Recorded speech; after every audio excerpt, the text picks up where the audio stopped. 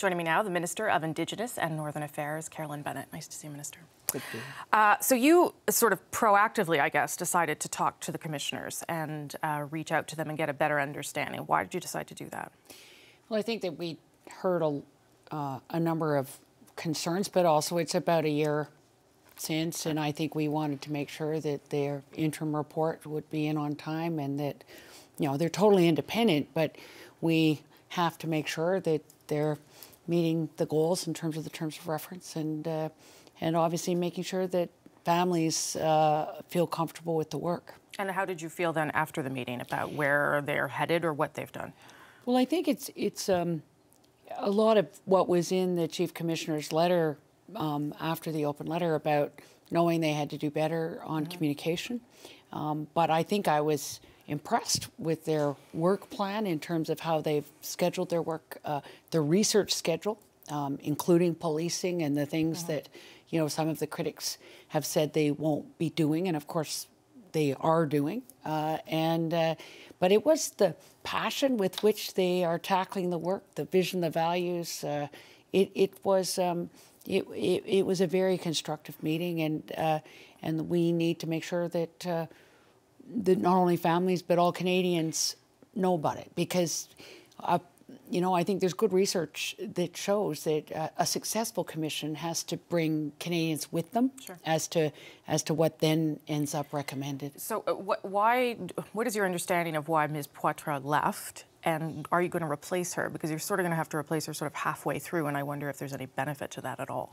Well, I think, I mean, her letter was clear, and again, she may want to speak more about what, you know, her personal reasons for this. But I think that, again, the Commission, you know, I think is very keen to continue the work and just get that work done. I guess they have to replace her. Have they given you an indication? Well, actually, it would be up to It the would be up to Government you? of Canada to decide whether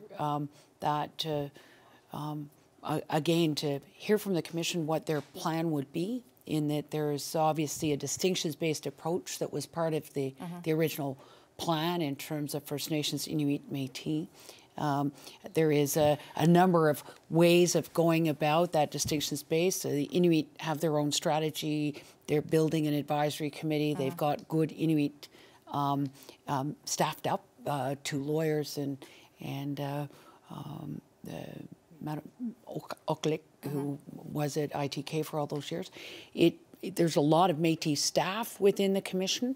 We understood from the meeting yesterday. So again, it will be working with the Métis leadership, the Métis community, to see how we ensure that distinctions-based approach. So she may not be replaced? I think that's a live conversation. Yeah. Okay. Was it a personality difference? Was she just not? Because it seems like there have been departures, and I get that some of them were probably natural or personal reasons or whatever. Every situation is different. But in this case, did it seem to be the wrong fit, maybe? I don't know. You know, I think that, again, in terms of teams and gels and all of that, that obviously she felt that she couldn't continue. I think that, but I think in the other departures, I think it's been very interesting listening to people about the intensity of their work and family commitments, and how, in a trauma-informed approach, you know, I think I've been reassured that those human resource issues are understandable, and so we end up having to. I think, allow the Commission to do its work. Do you think that some people didn't understand how difficult that was going to be? I know that our reporters who went up for that went up north said that they were quite stunned at sort of the level of detail of some of the information, and that it was quite difficult. Do you think that some employees maybe weren't prepared for what they were going to hear? Well, I think we found that even during the pre-inquiry, when you did when we did it, that there were people who really didn't understand the graphic detail, the just horror of some of these stories. Even some of the health support workers were really in tears, unable to continue. So, you know, this is tough work. So with this departure and then the other ones, and I get they're all for different reasons, but do you worry that it undermines Canadians' trust in what the inquiry is trying to do?